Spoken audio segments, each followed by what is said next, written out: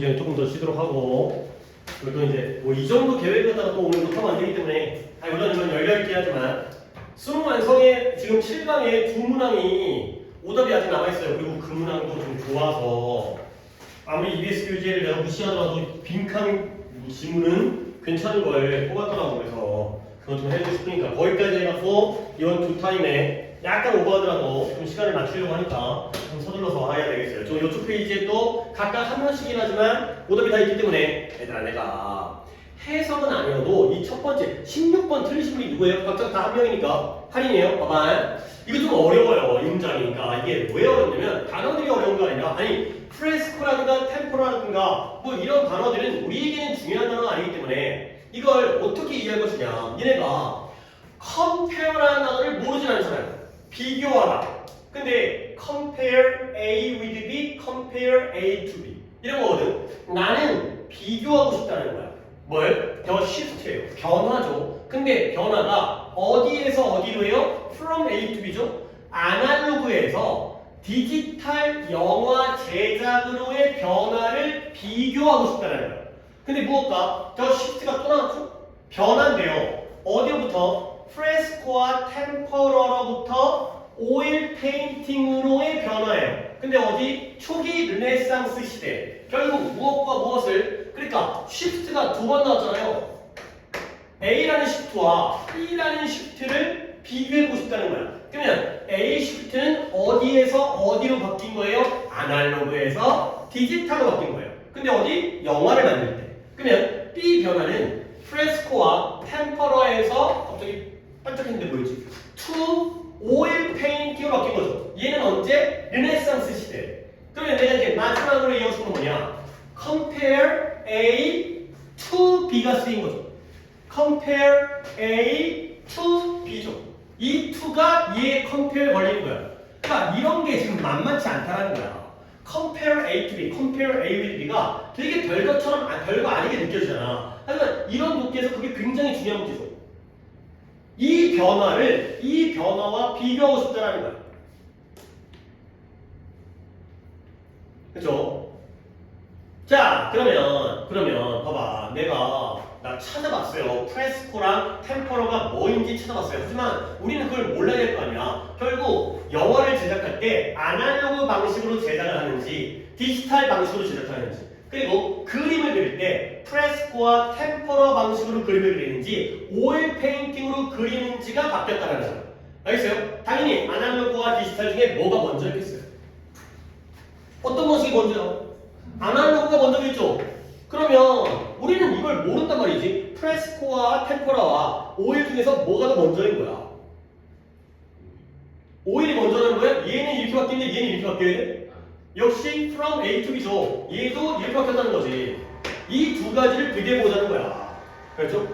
프레스코가 뭐냐면 벽에 석회칠을 한 다음에 그림을 그리는 게 프레스코고요. 템퍼러가 뭐냐면 적지마에 그 다음에 물감에다가 달걀 노른자를 풀어가지고 물감의 색감을 갖다가 더 알아? 들어본 적 있어? 몰라. 나는 몰라요. 프레스코화, 템퍼러화 미술 시간에 이런 걸 배웠는지 안 배웠는지 모르겠지만 얘가 이렇게 바뀌고 얘가 이렇게 바뀌는 거야. 이렇게 읽어내야 되는 거야. 그러면 이제 뭐냐면 이제 봐봐.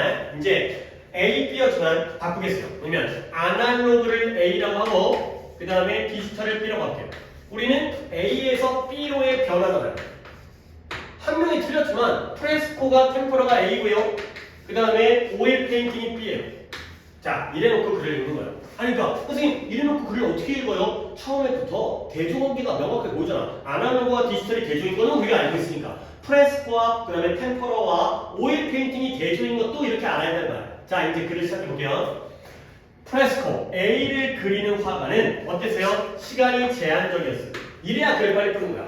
근데 뭐 할 때까지? 페인트가 물감이 마를 때까지. 그리고 일단 마르면 더 이상의 변화는 이 이미지의 변화는 가능하지 않았다는 거예요. A는 이런 방식이야. 시간이 제한되다 보니까 한번 말리면 바뀌지가 않아.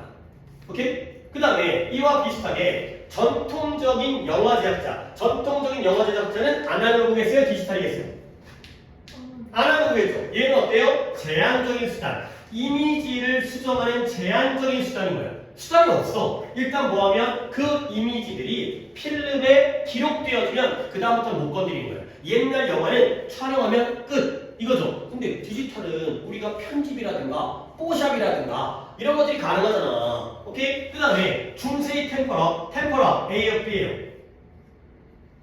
A죠. 이러한 템포라의 그림은 무엇과 비교되어지냐? 특별한 효과야. 근데 언제 동안 이런 아날로그, 영화에서의 아날로그 시대의 특수 효과의 관행과 비교되어질 때는 둘 다 A잖아요. 그러면 템포라 A예요. A를 가지고 일하는 사람들은 수정과 재작업을 할 수는 있거든요. 그러나 그 과정이 어때요? 굉장히 페인지테이킹, 수고스럽고요. 느려요. 아직까지 A예요. 근데 어떤 일이 생겼냐? 이제 그 템퍼러와 프레스코의 방식에서 오일, 이걸 유화라고 하죠. 기름 물감을 쓰는 거. 유화로의 변화가 아주 많이 화가들을 뭐 했어요? 해방시켰어요. liberate. 그러면 뭐함으로써 그들로 하여금 빠르게 훨씬 더 많은 그런 작품들을 빠르게 창작하는 걸 허락한 거예요. 그리고 필요하기만 하다면 그것들을 수정하는 것도 가능하게 한 거죠. 아, A쪽 방식은 뭔가 제한적이고요. 변화를 못해요. 한번 기록되어지면 변화가 안 돼요. 근데 B 방식은 유화로 바뀌면서 빨라졌어요. 빠르게 제작되어지고요. 그 다음에 수정이 가능해진 거죠. 이거야. 아날로그 방식에서는 제한적이고 변화가 없는데 디지털 방식에서는 빨라지고 수정이 되는 거죠. 이와 비슷하게 빈칸이죠. 빈칸이 나오고요. 중 컴마가 나왔기 때문에 어떤 형태가 들어갈지 나도 모르겠어요. 문장 구조적으로. 디지털 기술은 B잖아요. 얘는 이 영화와 함께 이루어진 것을 재정의하게 되는 거예요. 결국 그러니까 하리나 이와 비슷하게 이 빈칸 자리에 어떤 형태의 표현이 들어갈지는 나도 몰라요. A가 들어가요? B가 들어가요? B. A요? B요?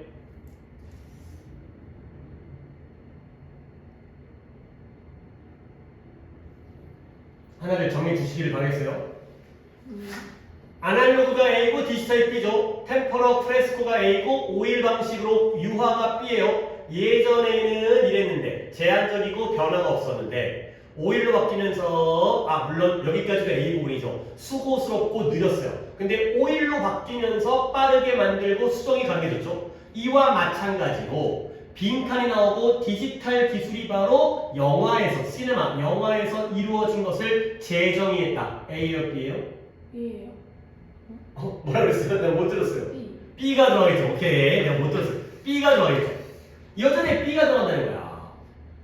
결국 B의 방식은 뭐다? 디지털이고요. 그 다음에 빠르고요. 수정이 가능한 유화 방식이 되는 거죠. 그림에서의 유화가 영화에서의 디지털이 되는 거죠. B 자리잖아요. B 자리. B를 찾는 거예요. B. 자, 보기를 봅니다. 36번. 1번에 equate가 뭐예요? 동일시하다. 유화를 아날로그 영화 제작과 동일시하면 되는데 유화는 A야 B야? A.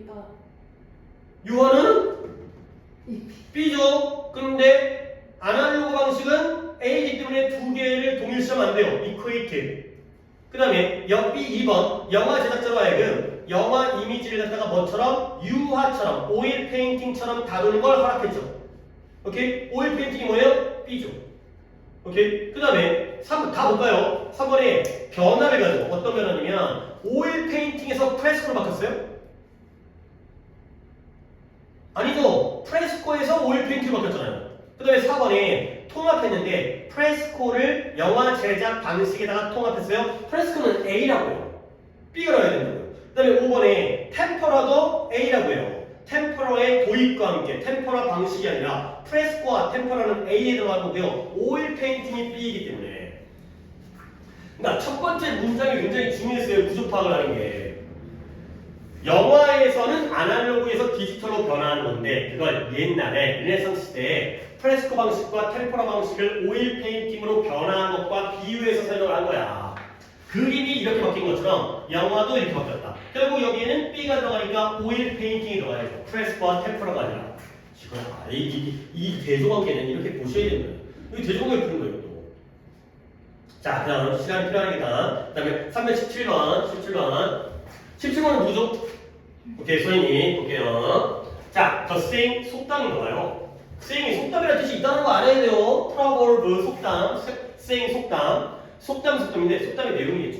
아, 보기에는 속담이 나오겠지. 이 속담이 포착되었는데 연구는 연구인데 어떤 연구냐면 연구자들이 적었어요. 세부적인 설명. 근데 뭐에 대한 half inning of baseball. 아까는 축구가 나오고 이번엔 야구가 나오네.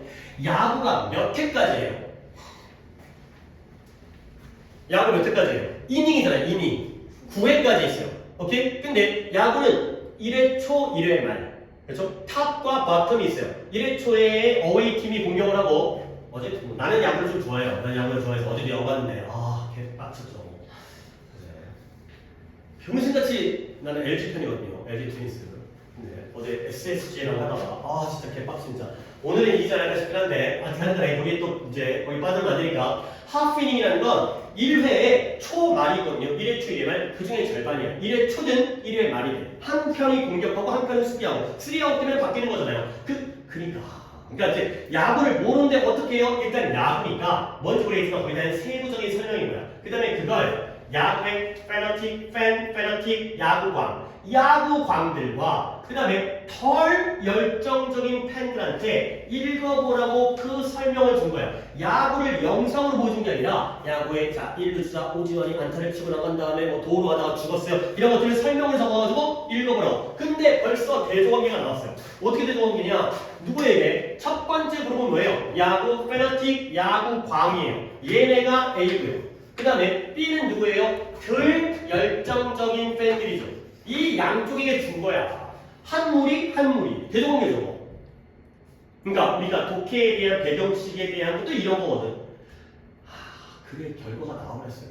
그러니까 나는 나와버렸죠. 그러니까 왜 나와버리냐면 그러니까 이런 분들이 많거든요. 하지만 거기서요. afterward 나중에 그들이 테스트했어요. 뭘? 그들이 how well 그 실험 대상자가 그 반이닝 1이닝도 아니고 반이닝을 how well 얼마나 잘 기억하는지를 실험했어요.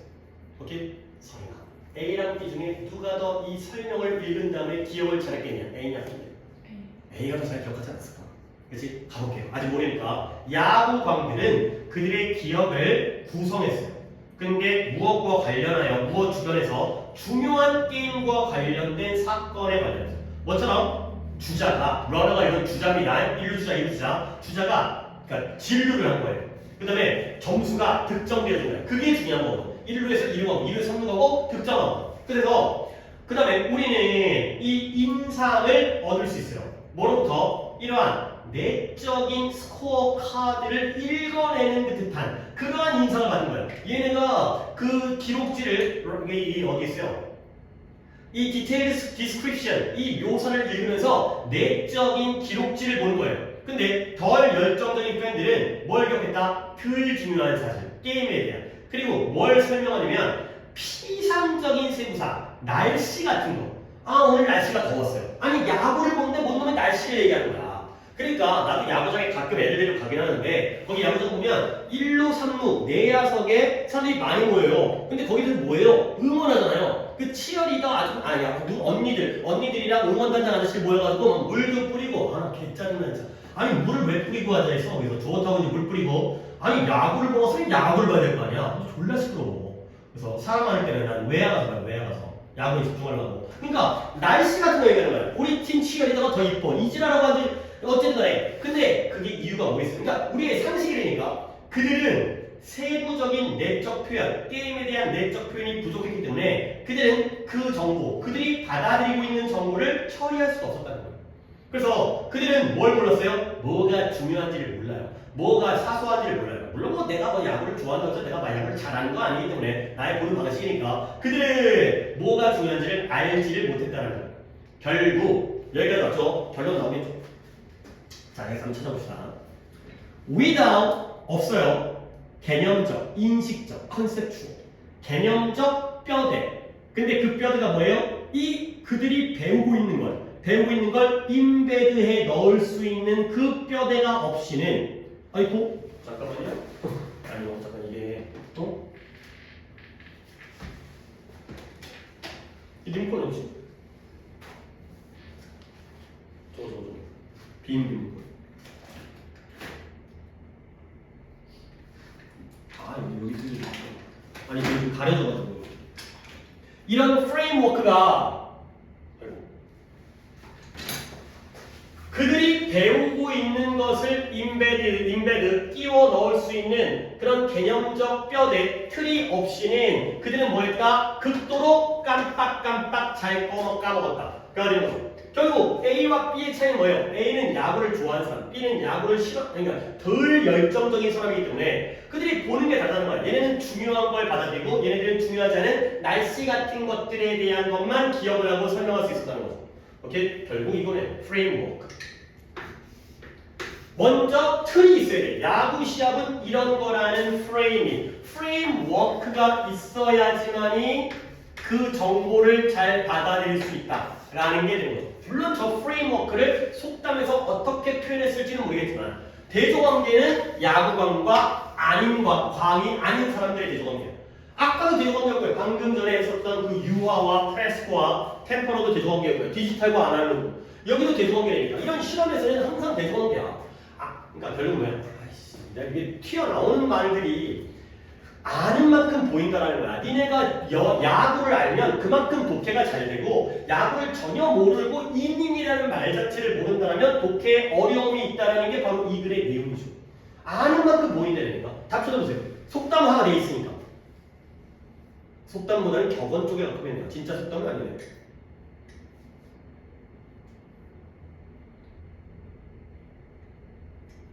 다른 분들은 말았잖아. 그 다음 답을 한번 찾아보세요. 그러니까 내가 이걸로 헷갈릴 수도 있지 않을까?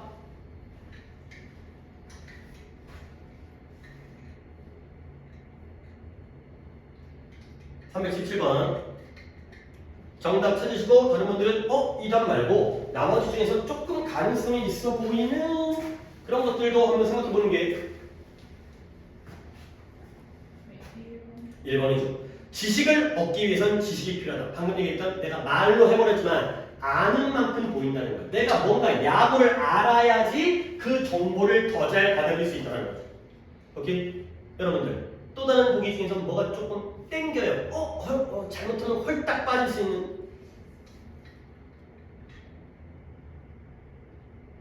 2번을 내가 설명했어요. 기억보다 뭐가 더 이상인 거예요? 인텔리전스. 지능이 더. 그러니까 이 사람이 단순한 기억보다 알기 때문에 더 잘 기억한 거 아니에요. 오케이? 근데 knowledge와 intelligence는 다른 개념이죠.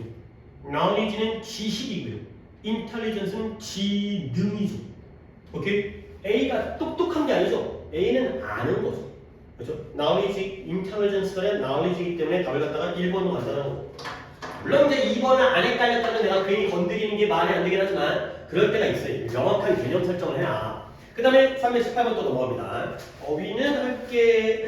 아까 이건 정리했던 거야. 너네 인베드 했습니다. 인베드. 인바디와 함께 했어요. 이것도 기억 되살려서 너네 이런 것들은 내가 빨간색으로 체크를 해서 근데 저번에 했던 거라고 생각해가지고 짧게 한 다음에 빨간색 체크한다고 했었는데 안 했었구만. 그러니까 옛날에 했었던 그래서 다시 추가를 했어요. 뭐였는지 기억이 안 나지만 인바디와 인베드를 갖다가 내가 해드린 적이 있었어요. 인바디는 몸에다가 집어넣기 때문에 얘는 구체화하는 거였죠. 구체화. 그 다음에 인베드는 침대에다가 집어넣는 거기 때문에 끼워 넣다, 끼워 박아넣다 이거였죠. 이거 중요한 단어였어요. 그 다음에 디스인바디가 구체화의 반대였죠. 추상화였어요. 추상적으로 만드는 거죠. 구체화하다, 추상화하다. 중요한 단어입니다. 인바디, 인베드. 나온 김에 한 번 더 하고, 그 다음에 만약에 내가 또 찾아봐야 돼요. 근데 이게 그 자료를 만들기 전에 해갖고 내가 기억에 남아있다면 다시 추가를 시키고 아니면 빨간색으로 표시할게요. 인베드 기억하세요. 이게 쉬운 단어야. 형태가. 침대에다가 집어넣는 거거든. 근데 어휘력으로 어려운 단어야. 좀 고급 단어이기 때문에 어려운 게 인바디가 있잖아. 몸에다가 집어넣는 거 아니야. 만들어지는 과정은 쉽지만 고급 단어예요. 자, 18번입니다. 자, 이것도 대조관계. 그러니까 내가 대조관계에 꽂히잖아. 모든 문제 다 대조관계를 풀 수 있어요. 근데 이제 여러분들도 약간 억지스러운 거보다는 자연스럽게 문제를 갖다 풀기를 바라기 때문에 가볼게요. 사랑은 태도래. 뭔 소리야? 태도가 뭐냐? 오리엔테이션, 지향, 이쪽 방향을 향해 가는 거죠. 오리엔테이션은 방향을 향해 가는 거야. 동격이 있고요. 근데 어떤 성격의 지향이에요. 근데 빈칸은 뭔지 모르겠어요. 뭐가 아니라 하나의 사랑의 대상을 향한 게 아니라 그러니까 이게 아니라 이거라는 거야. 대조관계. A가 아니라 B라는 거야. 그렇죠? 벌써 대조관계 나온다니까 골라보면. 자 그러면 이 정도 했으면 보이기 시작하는데 한 사람이 오직 한 다른 사람만을 사랑한다. 그리고 indifferent가 무엇이야?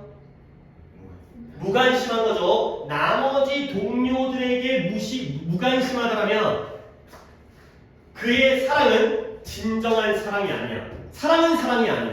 그러면 뭔데? 심바이오틱 공생적 애착일 뿐이라는 거. 어태치먼트 많이 했죠? 공생적 애착. 단어 정리는 이따 할게요. 단어 정리 이따 할게요.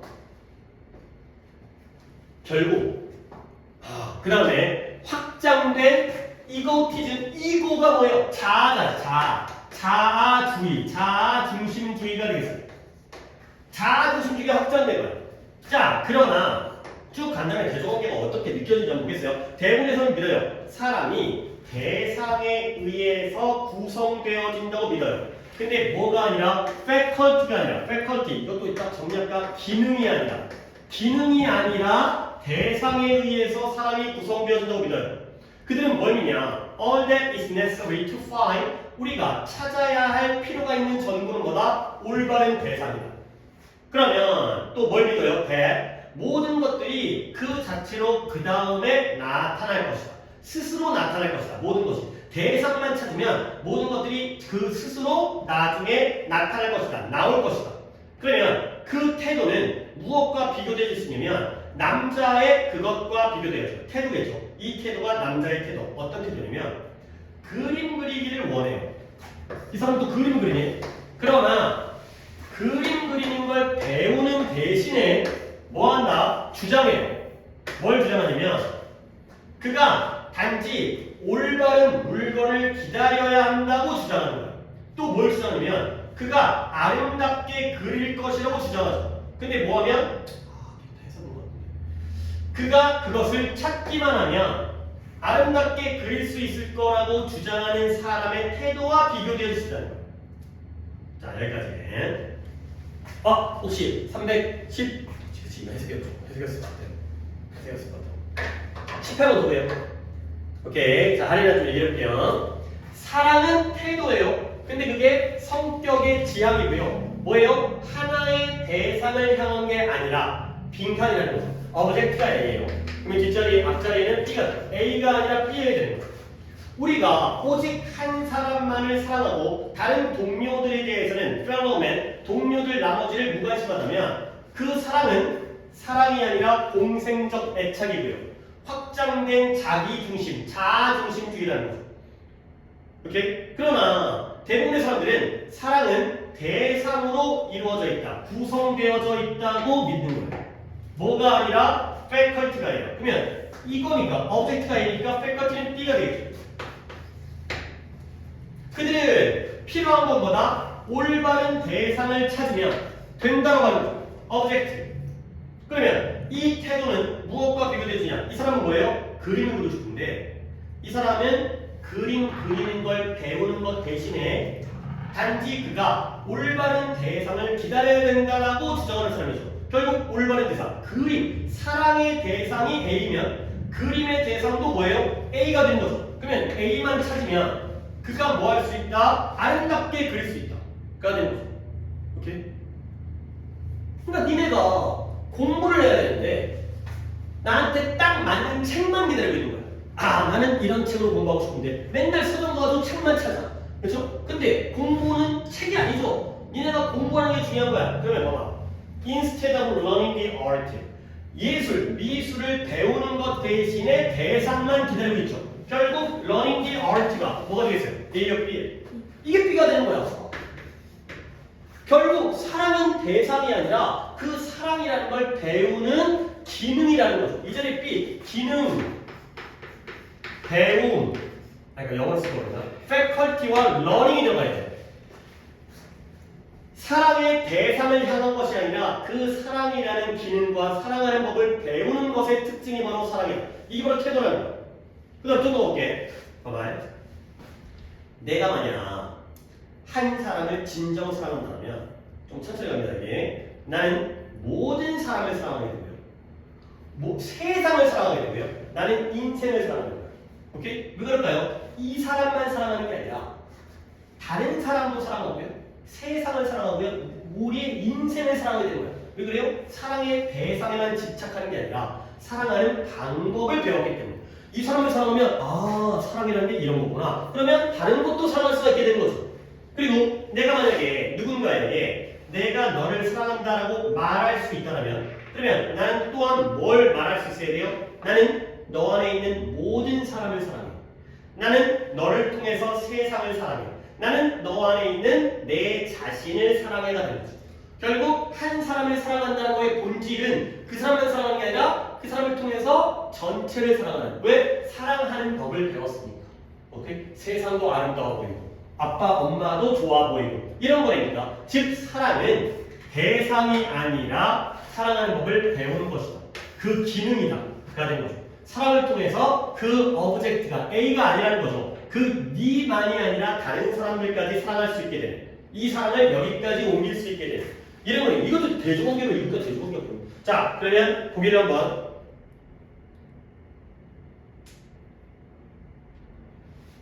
어휘는 내가 보기 보는 다음에 정리하겠어요. 천천히 읽어보세요. 보기 중에서 어떤 게 답이 될지.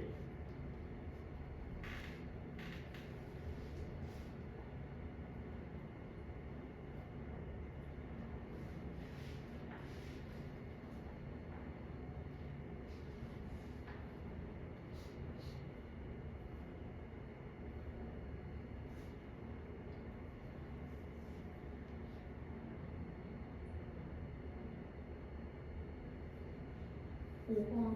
5번이죠. 어떤 단어예요? 결정하는데 사람의 전 세상에 대한 관련성을 결정해주죠. 근데 뭐예요? 전체로서. 한 사람을 사랑하면 전체적인 사랑이 만들어져요. as a whole이 힌트가 되겠어요. 너의 오답은? 오답만 봐줄게요. 4번. 4번에 주로 어디에 도움을 주냐면 구체적 목표를 향한 개인을 이끌어준다. 구체적인 목표는 어브젝트 쪽이 낫겠어요. 좁잖아요. 구체적인 목표에 대해 향하여 개인을 이끌어주는 건 A로 가는 거고요. 그게 아니라 B이기 때문에 더 넓어지는 as a whole로 가야 한다. 자, 어휘를 할 게 좀 많은데 되게 중요한 단어는 아니었고 너희들 attachment는 굉장히 중요한 겁니다. 이게 부착과 애착과 그 다음에 뭐 신뢰와 이런 뜻이었죠. detachment가 한번 아니 기억이 안 나네. 이거 했는지 안 했는지. 아니 물론 무조건 했는데 거기에 있는지 없는지까지 잘 모르니까 detachment 이렇게 적어만 놓으세요. attachment와 detachment 없으면 내가 추가해 줄 테니까 뜻 몇 개만 적어드릴게요. 얘가 부착이고요. 얘가 분리잖아요. 분리. detachment가 둘 다 진짜 많이 나오지. attachment, detachment. 근데 얘가 신뢰, 그 다음에 애착, 달라붙으니까 얘는 무관심이라는 뜻이에요. 분리되는 거. 그러다 보니까 이 뜻이 좀 어려워요. 객관이라는 뜻이에요. 객관. 멀어지니까 객관적으로 평가할 수 있다는 거. detachment가 객관이라는 뜻. objectivity, 객관성, 주관적인 게 아니라 이쪽이 주관적인 거고 이쪽이 객관적이 되는 거야. 이거 그다음에 symbiotic는 내가 처음 해준 단어인데 symbiosis, symbiotic이 공생의라는 뜻이에요. 공생의. 근데 이렇게 단어는 좀 알아서 돼요. 너네 최근에였나? parasite 기생충이라는 영화 있었죠? parasite가 기생충이에요. parasitic이 기생의. 공생은 함께 사는 거고 기생은 뭐랄까 기생하는 거죠. 이제 얹혀 사는 거. 피 빨아먹으면서 얹혀 사는 거. parasitic 얘가 기생입니다. 얘가 공생이고요. 또 뭐가 있어? faculty는 나중에 하겠습니다. faculty도 정리가 필요했는데 나중에 하겠습니다. 자, 그 다음에 19번 하면 노트 페이지가 끝나는 거지. 오 쉬워요. 이거 누구예요? 성준아, 봐봐. 그러니까 네가 못 본 포인트만 나랑 또 잠을 잡아보자. 그러니까 너도 이걸 이렇게 읽었을 것 같은데 답 찾는 거에서 문제가 생기지 않았을까라고 생각하는데 볼게요. 훌륭한 예시가 있어요. 뭐냐면 how potent of potent를 모르나요? 강력한 potential 잠재력 능력이잖아요. 능력 있는 강력한 potent 형사입니다. 얼마나 강력한 힘인지 뭐가 너의 무의식이 얼마나 강력한 힘일 수 있는지에 대한 훌륭한 예시가 워드 디테일드 자세히 설명되어졌어요. 연구자들에 의해서 여기에서. 자, 그들이 이제 연구예요. 무의식에 대한 연구예요. 봐봐요. 그들은 연구를 실행했어요. 어떤 연구냐? 그 연구에서 사람들이 뭐 했어요? 요청을 받았어요. 뭐냐? 끔찍한 sin, 죄악이에요. 죄악. 끔찍한 죄악. 그들의 과거로부터 끔찍한 죄악을 기억해요. 물론 우리는 살다가 다 뭔가 잘못한 적이 있잖아요. 근데 그 무언가가 뭐냐? 그들이 행했고요. 그 다음에 비윤리적인 뭔가 잘못된 일을 갖다가 회상한 거예요. 기억해봐. 그 다음에 연구자들이 그들로 하여금 설명하라고 요청했어요. 뭘? 그 기억이 그들을 어떻게 느끼게 만드는 기분 어때요? 아, 우리가 한 일 중에 제일 잘못된 일이 뭘까? 뭐 컸니? 뭐 이런 친구 거 베꼈어. 또는 남의 거 약간 훔쳤어. 그랬을 때 기분이 어때요? 그러고 나서 그들은 봐봐요. 절반 나와. 절반 나오면 되죠. 절반의 참가자들에게 어떤 교육을 줬다? 손 씻을 교육. 갑자기 손을 왜 씻는 거예요? 중요한 거예요. 절반이기 때문에 중요한 거예요. 손 씻은. 그리고 그 연구의 끝 무렵에 그들은 그 실험 대상한테 물어봤어요. If they would be willing to take part in, 너 기꺼이 참여할 거니? 나중 연구에. 근데 for no pay, 돈 안 받고. 근데 뭐로써? 호의로서. 근데 뭐 할 수 있는? desperate, 이런 아주 절망적인 그 졸업생, 대학원생들에 대한 호의로서 돈 안 받고 연구에 참여할 거니? 라는 걸 기꺼이 참여할 거니? 걸 물어본 거예요. 오케이? 그랬을 때 이제 갑니다. 실험 결과 나오겠죠. 그러니까 그래 그때 이렇게 읽어야 되는 거야. 내가 그러니까 약간 뭐 이제 내가 읽는 방식이죠. 이제 뭔가 읽다가 나왔다. 여기를 봐야 돼. 그렇죠? 이런 거예요. 그러면 도즈 그게 보이면 선생이지. 그러니까 니네들 이 연습을 해야 되니까. 그래서 어디를 봐야 되는지. 도즈 who did not 나오잖아요. 손 씻는 게 중요한 거죠. 손을 씻지 않았던 사람들은 그 경우 중에 74%의 경우에 돕겠다라고 동의를 했어요. 손을 안 씻으면 돼요. 하지만 손을 씻었던 사람들 오직 41%만 동의를 했죠. 잘못된 과거의 기억을 돌이킨 다음에 기억한 다음에 손을 씻은 다음에 뭐라고요? 도와달라고 했죠. 무료로 무급으로 월 돈 안 받고 호의로서 도와달라고 했죠. 그랬을 때 73%. 안 씻은 애가 높았어요. 씻은 애가 낮았죠. 오케이? 결국 과거의 잘못을 떠올린 다음에 손을 씻은 애와 안 씻은 애 중에서 누가 더 착하게 행동한 거야? 안 씻은 애가 74%. 실험을 할 때 이런 걸 놓치면 안 된다니까. 결국 손 씻은 게 플러스가 된 거야, 마이너스가. 자, 그래서 이 연구에 따르면 한 그룹이 첫 번째 그룹이 무의식적으로 빈칸을 했죠. 그리고는 felt less of a need, 더 적은 필요성을 느꼈어요. 뭐 하겠다는 빚을, 그들이 저지른 죄악에 대한 빚을 갚겠다라는 필요성을 덜 느꼈어요. 그러니까 내가 옛날에 잘못한 게 있는 거야. 그러면 도와달라고 하면 그래 마음이 좀 불편하니까 이 사람을 도와줘야겠다. 근데 얘네들은 뭐 했기 때문에 무의식적으로 뭘 했어요? 손을 씻었죠. 근데 손만 씻은 게 아니라 뭐까지 씻어버린 거야? 죄악까지를 씻어버린 거지. 그렇죠? 그 나쁜 감정, 잘못한 감정까지를 무의식이 되니까 나는 손을 씻었을 뿐인데 내가 깨끗해지는. 그러니까 종교라는 게 이거잖아. 내가 또 이제 교회 다니신 분들, 나도 교회 다니잖아요. 근데 교회에서 돈 내라 그러잖아. 11조. 그런 거 알죠? 그렇지? 그러면 하나님을 위해 돈을 내잖아. 그러면 평소에 나쁜 짓거리를 하는 거야. 그리고 교회에 돈 낸 다음에 마음이 나는 잘했어. 그리고 나서 또 잘못 나쁜 짓거리 한다니까. 그러니까 그러면 안 되겠다는 얘기죠. 그러니까 사람이 그런 심리가 있다는 거니까 손을 씻으면 다른 것까지 씻겨나간다는 얘기. 그래서 안 봐도 되는데 그 연구에서의 사람들은 그들의 손 씻기를 이런 연결시켰어요. 무엇과 연결했어요? 이런 모든 깨끗함의 아이디어. 내가 깨끗해지는 거야. 무엇과 관련된? 이런 행동과 관련된. 손만 씻었는데 내 행동이 깨끗해진 거죠. 그리고 나서 무엇과 그 연관이 그들의 행동에 영향을 미쳤죠. 그러니까 안 도와주는 거예요. 나는 이미 착하니까. 죄책감이 없으니까. 오케이? 무의식적으로 죄악을 씻어버린 거죠. 이런 거니까. 그러니까 이 바로 또 대조관계가 나와. 손을 씻었냐 안 씻었냐. A냐 B냐. 찾으려고 하면 그 대조관계가 보이면 글이 쉬워진다니까. 그래서 요양문이 쉬운 거 아니야, 40번이. 빈칸의 일종이지만 무조건 대조관계가 나오니까. 한 몇 번? 그래요. 너무 똑같이 내 예상과 guilt, 죄책감까지를 씻어버린 거죠. 그러니까 이제 떳떳하니까 안 도와주는 거죠. 뭔가 쫄리면 물론 나쁜 새끼들은 이래도 안 도와주겠지만 어쨌든 간에 안 도와주겠지만 좀 마음이 착하신 분들이지. 떳떳하니까 안 도와주는 거. 좀 떳떳하지 않은 사람은 그래 이렇게도 내가 보답을 해야지. 이렇게 잘 한다는 거야. 너는 몇 번 갔어? 너무 넘겨 싶었다고? 자, 그 다음에 애매한데? 자, 20번 가서 이쪽 페이지에 오답을 좀 듣고 그 다음에 수능 완성의 7강에 2개를 갖다 내야 되겠죠. 오늘 8강 안 하고 7강만 갖고서 자, 20번 페이지에 4개 중에 오답은? 21번. 또 다른 거 없어요? 오케이. 해석이 헐. 내가 지금 오늘 해석을 하나도 못 시켰는데 21번의 첫 문장이 해석인데 성준이가 오답이니까 당첨. 아 맞다. 이거였네. 오늘 이거 안 했으면 안 될 뻔했네. 첫 문장 해석했어요. 상황을 상대방이 보는 것처럼 보는 능력은 독상가가 가질 수 있는 가장 중요한 기술 중 하나이다. This as difficult as it may be는 왜 건너뛰는데? 자체적으로 그걸 내가 이제 보여주려고 싶어서 이 해석을 시켰는데 그러니까 오늘 처음에 as 얘기를 했잖아요. 근데 일반적인 as는 솔직히 넘겨 짚어도 되지만 요 as는 니네가 알아야 되니까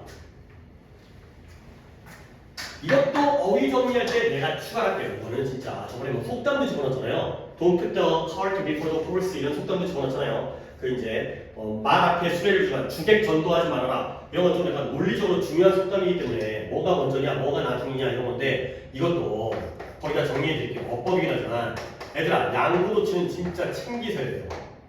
진짜 니네 이거 몇 년째 나오고 있어요. 몇 년째. 이거 뭐 당연히 몇 년째 나오는 게 애들이 계속 못하나 봐. 양구도치 챙기셔야 돼요. 형용사, 부사. 아 진짜 이거 이제 거기다 정리한 다음에 이제 마무리할 거야. 나도 이제 할 말이 생기니까 거기다 정리해 두면 그 다음에 as 다음에 주어 동사가 나와요. 이럴 때 요 as를 양보로 해석하셔야 돼요. 이 as가 제일 중요한 as야. 비록 뭐뭐이지만 해석해요. 비록 뭐뭐이지만. 얘를 비록 뭐뭐이지만 얘가 원래 문장이 중요한 게 아니라 원래 문장은 이런 문장이었잖아요. no, 주어, 동사, 그 다음에 형용사, 부사, 명사. 원래 이거였어요. 아래도 글씨가 개판인데 이쁘게 정리해 드릴 테니까 대충 쓴 다음에 그거를 참고하세요. 결국 이 새끼가 원래는 요 자리에 있어야 되는데 이 as가 양보의 의미로 쓰이면서 no 앞에 튀어나온 거예요. 중요해요 진짜. 니네 이 부분이 if의 생략과 도치와 함께 영어 독해에서 제일 중요한 부분이야. 제일 아니다. 중요한 게 어려운 부분이야. 해석해. 봐봐요. 상황을 보는 능력. 아니 나머지는 성질이 잘했어요. 근데 내가 물어보고 싶은 걸 답변을 하니까 나머지 쉽지 시켜. 근데 상대방이 보는 것처럼 상대방이 그 상황을 보는 것처럼 이런 애들은 중요한 게 아니라니까. 남들이 보는 것처럼 그 상황을 보는 능력은 물론 성준이 것만 해볼게. 성준이 한 거. is 협상가가 negotiator 협상가가 가져야 하는 possess 소유해야 하는 가장 중요한 기술 중에 하나입니다. 오케이? 일단 그러니까 남들이 보는 방식대로 보는 능력이 중요한 거야 안 중요한 거야? 중요한 거지. 협상을 하려면 네 입장 내가 너랑 먼저 협상을 하려면 너의 방식으로 가야 되는 거야. 근데 어떻게 해석한다? as 아이코 내가 빼먹은 게 있었네. 요 as랑 일부러 그런 거야. 헷갈리게 하려고 여기다 as 하나 더 집어넣어. 근데 생략해도 돼. as difficult as 이 as가 양보인 거야. 그러면 성준아 as difficult as it may be 이 괄호분만 네가 따로 시켜봐.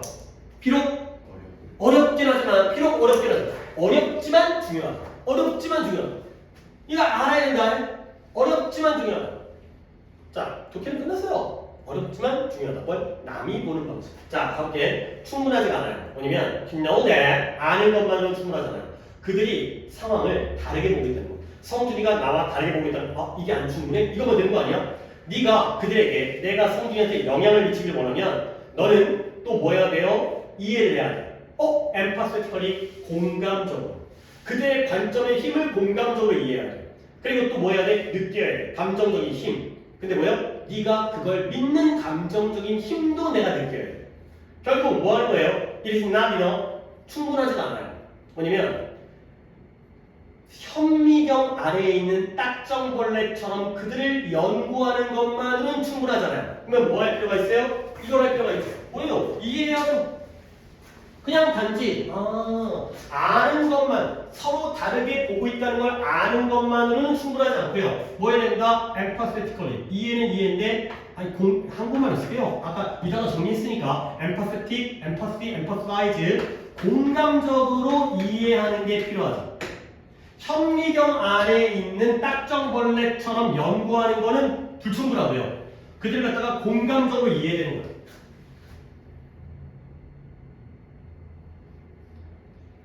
안 맞을 것 같은데. 답 찾아보세요. 답이 그쵸? 딱정벌레 얘기를 계속 끄집어줬구나. 딱정벌레를 현미경으로 보는 게 아니라 딱정벌레가 되는 것이 무슨 기분인지 이게 바로 공감이잖아. 나도 딱정벌레 뭐지? 뭐 개똥벌레 그런 거잖아요. 그치? 나도 그 벌레인 것처럼 느껴보는 게 바로 공감이기 때문에 알죠? 그러니까 딱 뻔한 글이야. 그러니까 물론 양보도치가 빠졌다 하더라도 상대방이 보는 식으로 상황을 보는 능력이 중요하다는 것 정도는 챙기시고요. 이것만으로 충분하지 않으니까 이게 필요하구나. 바로 나왔잖아요. 너는 또한 뭐가 필요하다? 이게 필요하죠. 이것만으로는 안 돼요. 딱정벌레를 갖다가 이것도 대중적이다. 딱정벌레를 현미경으로 보는 게 A지. 그것만으로는 충분하지 않아요. B가 필요해요. B가 필요해요. B. 뭐 뒤에도 A, B 나오겠죠. 그 다음에 다음은 오답이 없다는 거지. 오케이, 오늘 323번까지만 하도록 하겠습니다. 그쪽 페이지 323번. 바로 쉬는 시간 없이 수능 완성의 7강을 가겠습니다. 왜냐면 저번에 내가 이제 오답자 체크했었는데 두 문항이 오답이 많았어요. 그래서 그 두 문항을 하고 쉬었다가 최근 모의고사 오답만 풀이를 하도록 하겠습니다. 오늘 좀 시간을 좀 부탁드려요. 323번까지 하고 조금 땡겼습니다. 다음 시간에 따라서 좋겠네요.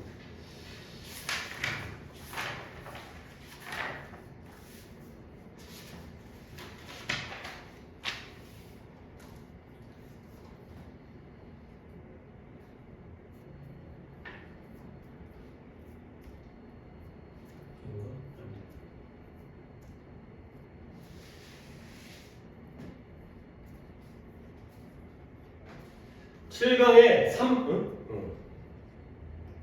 요즘에 좀 접촉이 좀 안 좋아서 집어.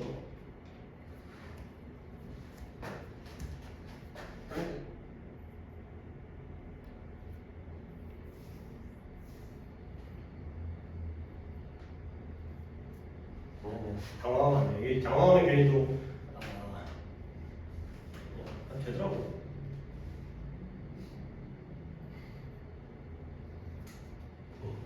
될 거야. 건드리지 말아야 되지.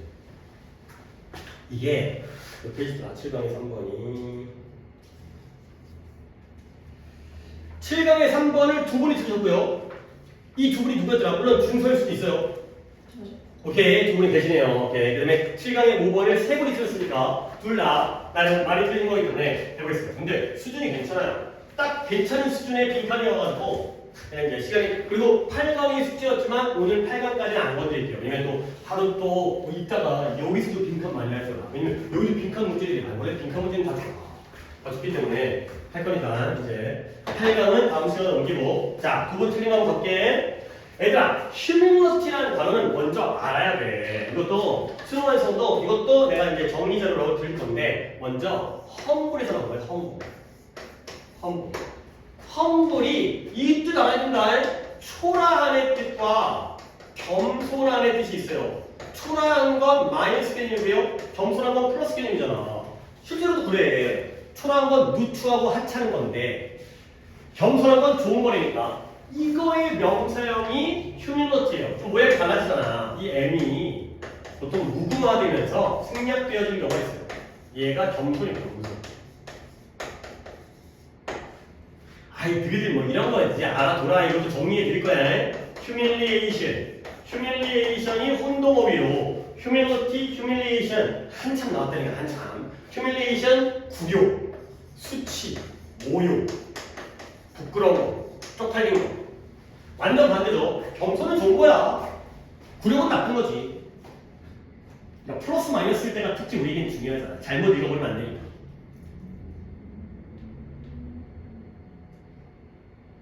여기서 휴밀러티라는 단어를 알았다면 크게 어려움은 없지 않았을까라고 나는 생각하는데, 자 이제 시작해볼게요.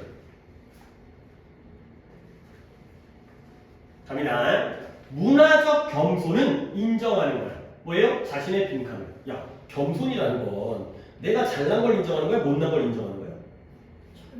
잘난 걸 인정하는 게 겸손이에요? 넌 좀 겸손해. 넌 네가 잘났던 걸 인정해 이거예요?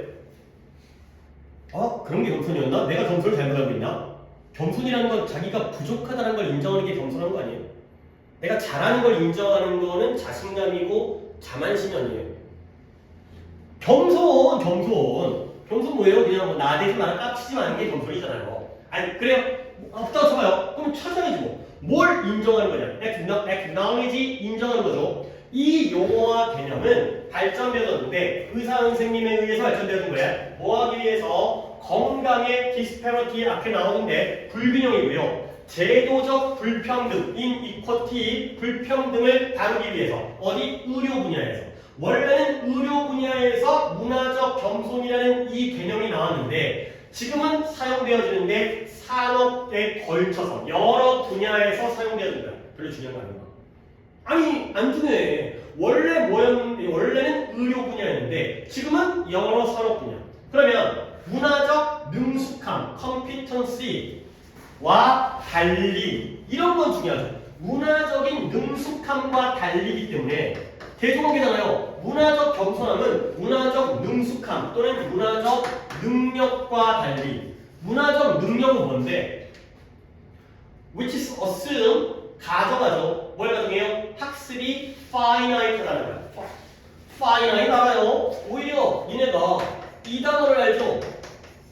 infinite. infinite이 뭐예요? 무한한 뜻이죠. 무한한. 근데 참 웃기다니까. finite은 몰라요. 얘가 원래 나와요. 발음이 달랐지만 finite, infinite. 얘는 유한한. 이거요. finite. 그래 원래 그렇죠. 얘가 더 많이 나오니까. infinite를 훨씬 더 많이 봤으니까. 하지만 finite이 반대말이에요. 얘가 유한한 거고요. 한계가 없기 때문에 무한한 게 되는 거예요. 그래서 문화적 능숙함이라는 건 학습이 유한하다는 거예요. 한계가 있다라는 거예요. 그걸 추측하고요. 그리고 학습은 masterable, 통달할 수 있다. 우리가 능숙하게 숙달할 수 있다라는 문화적 능력과 달리. 그러면 반대입니다. 문화적 겸손은 뭘 인정하는 거예요? 이 작업의 지속적인 본성을 인정하는 거예요. 그러면 미리 좀 예측하면 문화적 능력과 문화적 겸손은 같은 거야 반대야? unlike니까? 반대죠? 얘는 학습이 유한하고요. 마스터 통달할 수 있다는 거지? 그러면 반대로 가면 문화적 겸손은 학습이 무한한 거예요. 학습은 마스터할 수 없다는 걸 인정해야지만이 문화적 겸손이겠죠. 그런 예측. 그러면 다 잘할 필요는 없어요. 그중에 이 몇 개만 하면 되는 거야. 비록 우리가 다른 누군가를 완전하게 결코 이해할 수는 없지만 그들이 뭘 가져온다? 호기심과 헌신을 가져오는 거예요. 근데 어디다가 이런 비판적인 자기 반성에다가 그리고 지속적인 학습. 근데 뭐에 대한 각각의 상호작용에서 우리가 상대방을 완벽하게 알 수는 없지만 그래도 뭐 할 수 있다? 호기심과 헌신을 가져올 수 있다는 거지. 그리고 그건 뭐가 관련돼 있다? humbly 나오잖아요. 겸손하게 인정하는 거예요. 뭘 인정한다? There are things one doesn't know. 뭐가 있다는 걸 인정하는 거예요? 알지 못하는 것.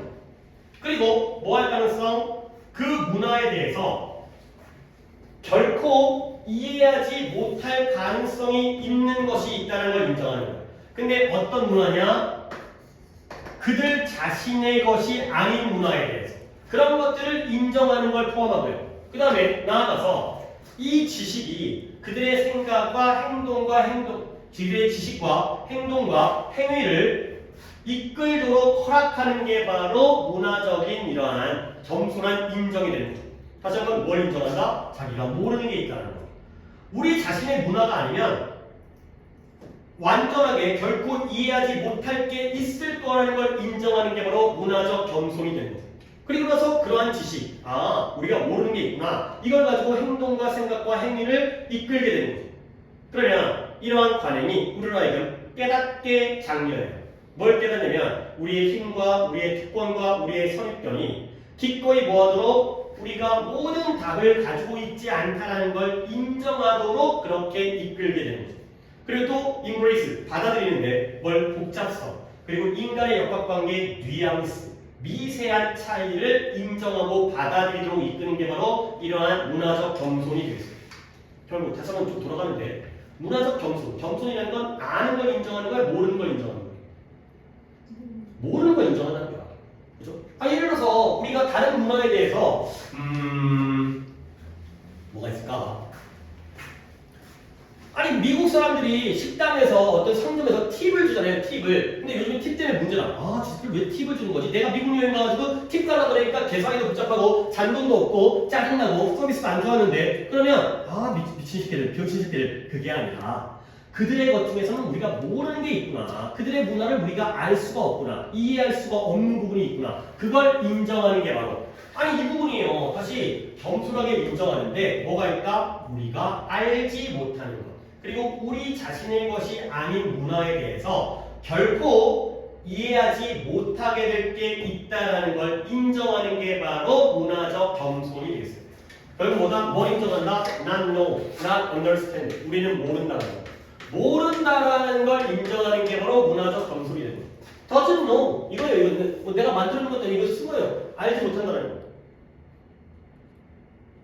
그리고 다시 한번 이미 힌트는 있었는데 문화적 능력은 뭐다? 지식이 유한하다는 거예요.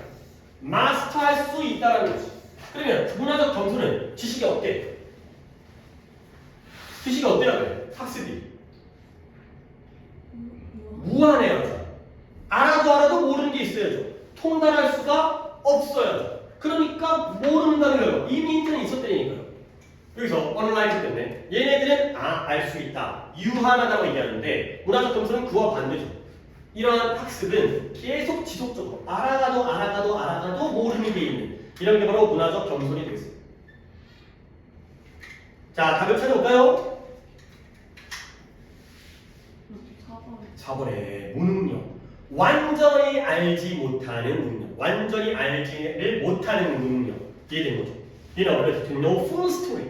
상대방 문화에 대해서 내가 모든 걸 다 안다는 착각을 버리는 게 바로 문화적 겸손이 되겠어요. 겸손하다는 건 내가 부족하다는 걸 인정하는 게 바로 겸손이에요. 내가 완벽하지 않다는 거.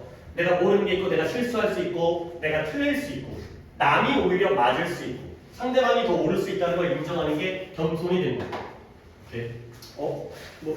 디스패러티 안 해도 되겠어요. 불균형이라는 뜻인데 요즘 격차라고 나왔어요. 디스패러티. 그 다음에 넘어가서 5번 한 다음에 5번이 조금 까다롭던데 5번 3분이었는데 어떻게 3분이었을까요? 하나 둘이 아니고요. 주소였나보네요. 자 5번 가보세요. 이게 조금 까다롭던데 이게 까다로운 게 명확하게 키워드가 딱 보이지 않더라고요.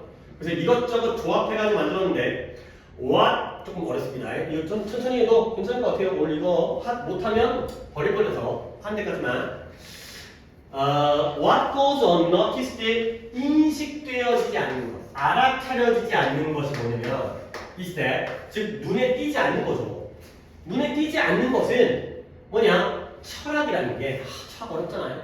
올바르게 이해되어지면 철학은 뭘 가지고 있다? 고대와의 관련성을 가지고 있다는 게 숨겨져 있는 거예요. 인식되지 않는 거예요. 근데 무엇에 대한 고대와의 관련성이냐? 빈칸에 대한 ancient connection, 고대의 관련성, 연결, 빈칸에 대한. 자, 뭔지 잘 모르겠어요. 아직까지 당연히 모르겠죠. 그렇기 때문에 한 번 더 얘기하는데 문장이 어렵습니다. 4부터 문장이 여기까지 문장입니다. 일단 하나, 둘, 셋, 넷, 5줄이 넘죠. 근데 얘네가 필요한 건 이거야. 이 for, 이 뜻. for의 뜻을 무엇으로 무조건 알아두자고 했어요? 이유. 때문에, 그렇죠? 때문에. for 때문에. 얘가 전치사가 아닐 거 아니야. 왜? in addition to가 나왔잖아요. 문장 어렵기 때문에. 봐봐, 이런 거 진짜 해석을 시키면 대박. 왜 그러냐면 때문에야. 원인이죠. 원인. 이유가 말도 틀리진 않는데 보통 원인이라고 쓰기 때문에 뭐 때문에 그런 거냐? 그 이유, 원인이 뭐냐? in addition to 과정인 것에 더하여. 어떤 과정이냐? 검토하는 과정이에요. 뭘 검토해? 사람들의 몇몇 사람들의 방식, 사고 방식, 개념과 관행에 대한 몇몇 사람들의 사고 방식이 might be 좀 더 합리적으로 방어 가능할 수 있다라는, 왜 방어 가능한지를 검토하는 과정인 것에 덧붙여서. 근데 무엇보다 다른 사람들. 근데 뭐에 따라서 그러한 주장 또는 그것을 위한 또는 그것을 반대하는 그 주장의 질에 따라서 다른 것들보다 어떠한 이 개념과 관행에 대한 몇몇 사람들의 사고방식이 더 방어가 가능하다. 합리적이요. 근데 왜 방어가 가능한지를 검토하는 과정인 것에 덧붙여서 어렵죠. 많은 초기 사상가들은 conceive, 상상하다의 뜻이 있습니다. 어떤 생각을 품다, 생각하다, 상상하다. 철학을 뭐로써 생각했냐면 as a deliberative 심사숙고죠. 그러니까 신중한 deliberative 신중한 걸 생각해보는 신중한 삶의 관행이에요. 근데 뭐 할 수 있는 that brings beauty and happiness 그 실행자에게 practitioner 실행자에게 아름다움과 행복함을 가져다주는 삶의 관행이라고 생각을 했다는 거죠.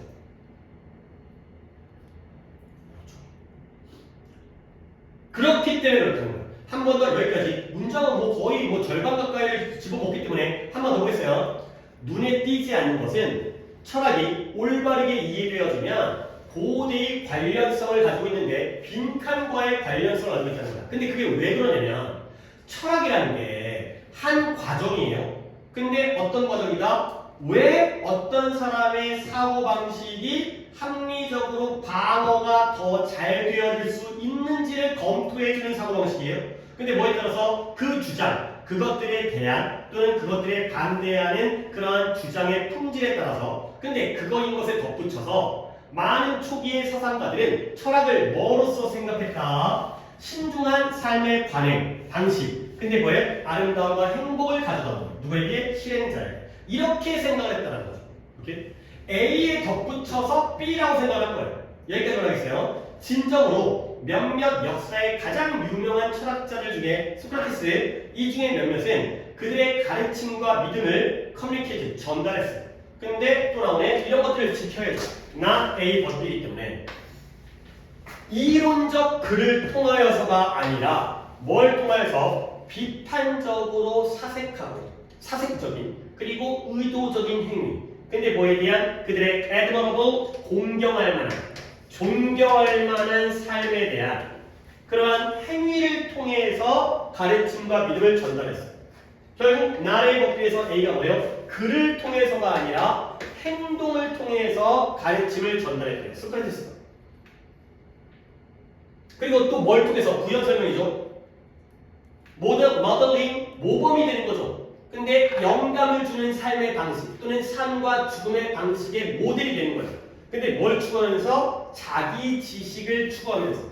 근데 뭐에 대한? 그들 자신과 그들 또는 다른 사람들의 행복에 대한 또는 행복을 위한 자기 지식을 추구하는 데 있어서 그런 데 있어서의 영감을 주는 inspiring 그러한 형태를 모델링하는 것을 통해서 어려워요. 결국 글이 아니라 행동을 통해서 가르침을 전달해요. 자, 마지막까지 가볼게요. 어려우니까 많은 현대적인 철학가들은 마이클 스콘이라는 단어 정도는 안에 안 나와 있는데 알아야죠. 경멸하다. 많은 철학가들은 경멸해요.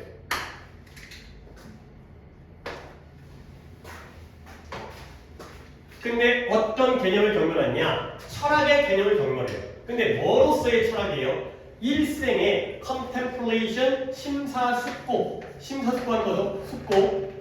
그 다음에 예술적인 삶의 관행으로서의 철학을 갖다가 경멸하는 거예요. 그리고 뭐에 대한 거냐? 어부가 또 나오죠. 어부. 미덕적이고요. 건강한 삶, 자기 자신. 그리고 남들의 건강과 행복을 위한. 그리고 전체적으로 사회 전체를 위한 그러한 미덕적이고 건강한 삶이라는 그 관행으로서의 철학을 경멸해요. 언제? 누가? 현대적인 철학자. 그러나 나오네요. 그러나 자기 자신과 다른 사람들을 돌봐주는 것이 돌보는 케어가 뭐랄까? 철학적인 주된 목표였어요. 언제? 수백 년 동안. 옛날에는 그랬다는 거죠. 그리고 그건 여전히 존경할 만한 것으로 남아져 있다까지가 됐어요. 이렇게 어렵죠? 그렇죠. 근데 나는 이걸 어떻게 풀었는지 나도 이 문제 풀거든요. 내가 답을 보고 문제를 풀지 않아요. 나도 이제 문제 푼 다음에 여러분이 어떻게 풀지를 보기 때문에 봐봐. 어디서 좀 어려운 문제가 있는데 철학이라는 건 검토하는 과정에다가 덧붙여서 뭐이다? 철학은 신중한 삶의 방식인데요. 아름다움과 행복을 가져오는 신중한 삶의 방식이라는 거예요. 철학이라는 건 우리가 머릿속으로 생각하는 거로 생각하지 검토, 누가 더 옳으냐, 방어가 아니야. 근데 그거에 덧붙여서 옛날 사람들이 행복과 아름다움을 가져다주는 삶의 방식이다 라고 생각했다는 거야. 근데 이 소크라테스도 어떻게 가르침을 가르쳤냐면 이론적 글로서가 아니라 실제 존경할 만한 행동, 바람직한 행동을 행동으로서 옮겨가지고 가르친 거야. 근데 그 행동이 뭐냐? 사람들에게 자기 자신 또는 남들의 행복을 위한 거예요. 착한 일을 하는 걸 통해서 가르쳤다는 거죠. 이론적이고 그리고 검토하는 과정이 아니라 이러한 아름다움과 행복을 가져다주는 존경할 만한 행복을 위한 이런 걸 통해서. 근데 오늘날의 철학자들이 이 철학을 이런 일생의 예술적이고 미덕적이고 건강한 삶의 방식이다 라고 바라보는 걸 경멸해요. 결국 오늘날의 철학자들은 A적인 사람이에요? B적인 사람이에요?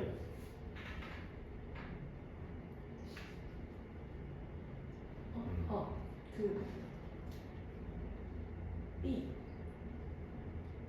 그렇지만 봐봐요. 그렇지만 자기 자신과 다른 사람들에 대한 돌봄이 철학의 주된 목표였었다는 거죠. 남들을 돌봐주는 거. 한 번 더 볼게. 이게 조금 수준이 실제로 올해 9월이 남아있긴 하지만 실제 수능에서 34번, 33번 정도의 어려운 난이도로 나올 만한 정도의 수준이에요. 내가 지금 대조관계를 못 보고 있구나. 한 번 더 볼게요.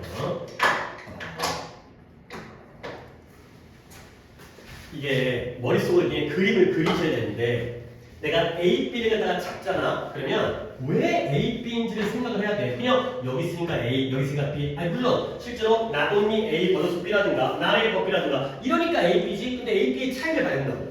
이 A, B가 어떻게 다른지 갖다 얘가 느껴야 되는 거야. 근데 내가 느끼는 건 의미가 없잖아. 너네가 같이 느껴야 되는 거야. 봐봐. 인식되어지지 않은 것, 알아차려지지 않은 것은 철학이 올바로 이해하면 고대의 관련성을 가지고 있다는 거야. 빈칸에 대한 고대 관련성. 자, 다시 한번 읽어볼게요. 철학이라는 건 과정인 것에 더하는 거예요. 덧붙여. 어떤 과정이야? 어떤 사람의 생각인데요. 개념과 관행에 너무 쓸데없는 거 빨리빨리 넘어갈게요. 사람의 누군가의 생각의 방식은 합리적으로 방어가 가능한 거야. 방어되어질 수 있는 거야. 근데 뭐보다 다른 사람보다. 너네 이런 게 내가 물어보려다가 힘들 것 같아서 안 물어봤는데 이 others가 뭘 가리키는 것 같아요? 그래, 우리 다시 좀 기초적인 거 가야 돼. 나는 others를 보고서 해석하기 때문에 이해가 되는 거고 여러분들이 이 others 갖다가 하나 또 있었어. 여기에 지층을 갖다가 내가 좀 보여줄 테니까 이때 others가 뭘 가리켜요?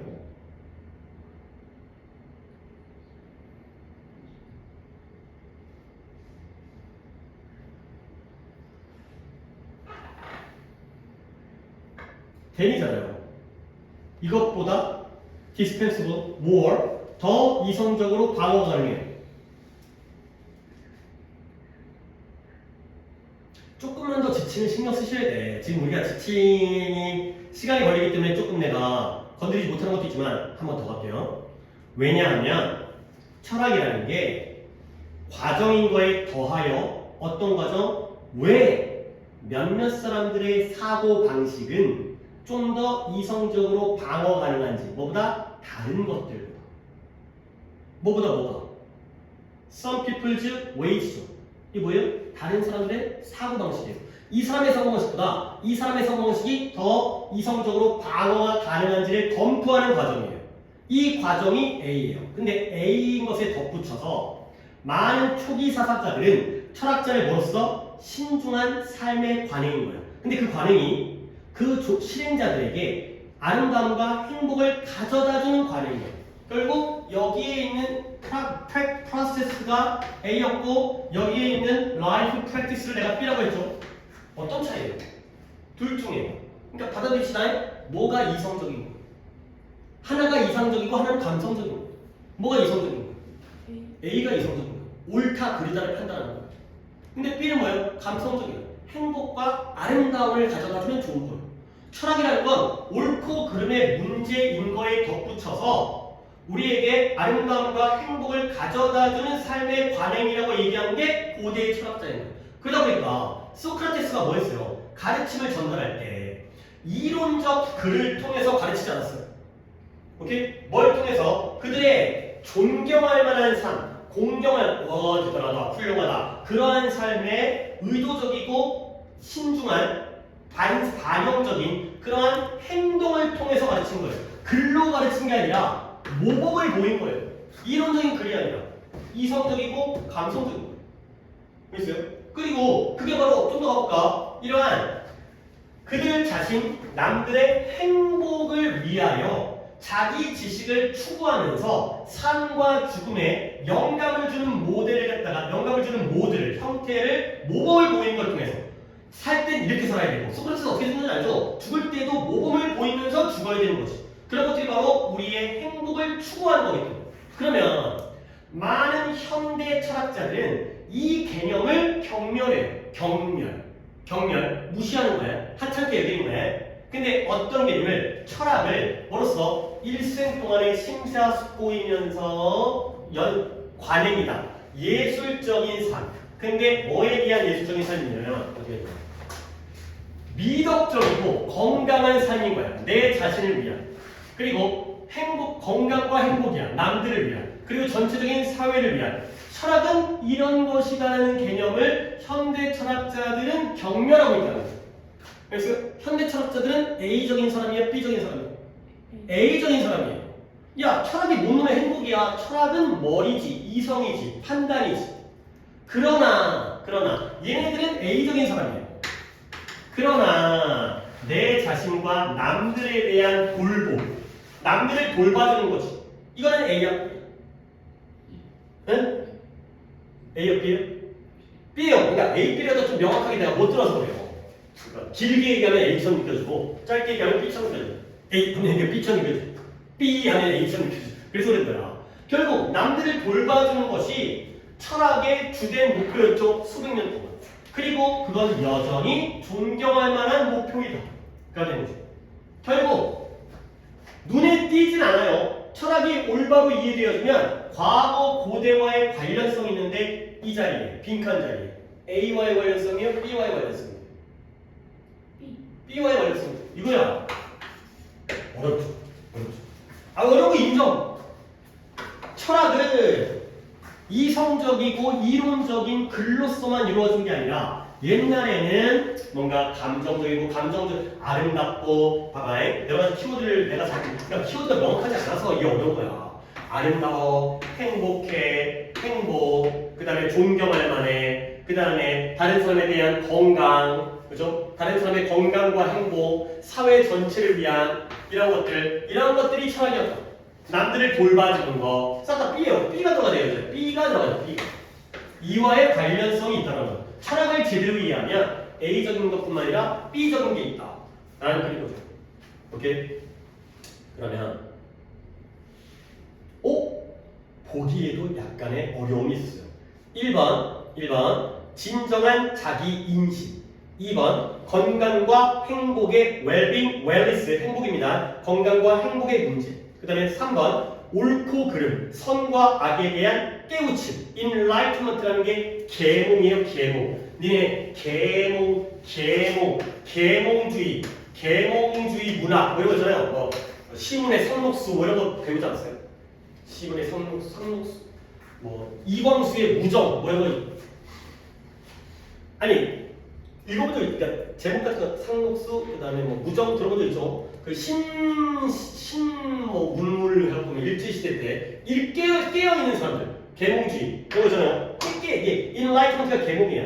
그다음에 지식 연구와 인과에 또 나오네요. 연구와 지식의 본질. 그다음에 인간이 되는 것의 미덕과 도덕성이 되는 거죠. 자 일단 아닌 거 세 개가 딱 보인다.